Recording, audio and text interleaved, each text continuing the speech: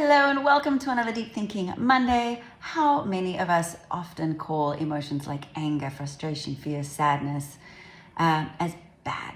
Well, I see it a lot, so I wanted to take a minute to explain why I think it often does more harm than good and how we can reframe our approach to better support our kids through emotional intelligence and developing that emotional intelligence. There's been studies like, for example, Gross and John in 2003 that showcase that suppressing emotions often actually create more stress and anxiety in kids. Often that might be because they think it's wrong to feel a certain way, and so they internalize some shame around it, and they start to think, well, what's wrong with me for feeling this way? Instead of thinking about or understanding the emotions themselves. So that can also lead to greater erosion of their self-confidence and self-esteem and connectedness as well. We'll put all of these references in the comments, so anyone who wants to do more reading, you can certainly tap on those and do so.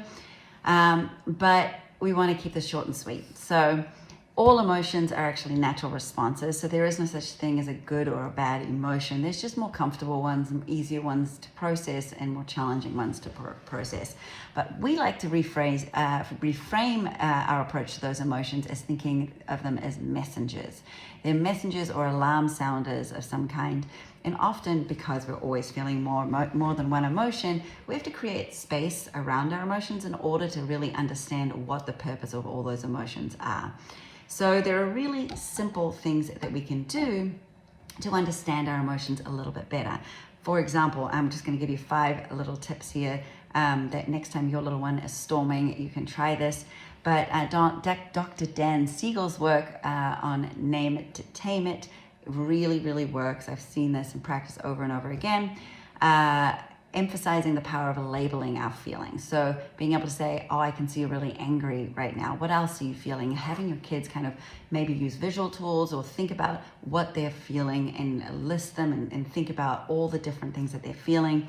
Also validating and normalizing it and releasing any shame around it. Like, it's okay to feel angry. It's okay to feel sad. We all do sometimes, and letting them know it's fleeting, right? Destigmatizes whatever emotions they're feeling and makes them feel safe to really process it. Getting curious to say, well, what could all of these different emotions be signaling for us? What could the messages behind all of these emotions be? Can kick it back into the frontal cortex and into problem solving and better communication. And co-regulating with our kids, whether it's taking a deep breath and calming the nervous system, listening to music, calming your own breath, and often they'll mirror that, staying calm and co-regulating so they can process their emotions without all the stress responses and the alarm still sounding. And then last but not least, celebrating those small wins along the way. It might be something simple like, wow, I love how you took a deep breath there and wanted to create space around your emotions. Whatever those little steps are, celebrate those steps along the way and label it for your kids and signpost it for them so they can really see what they've done. Dr. Carol Dweck's work on growth mindset certainly shows that this is more indicating that this is a journey. It's not an end result all the time, and we're going to have ups and we're going to have downs in terms of how we process emotions. So next time emotions run high in your family, I hope some of these tips help. Please let us know in the comments what you think, and check out our other tips if you like what you see.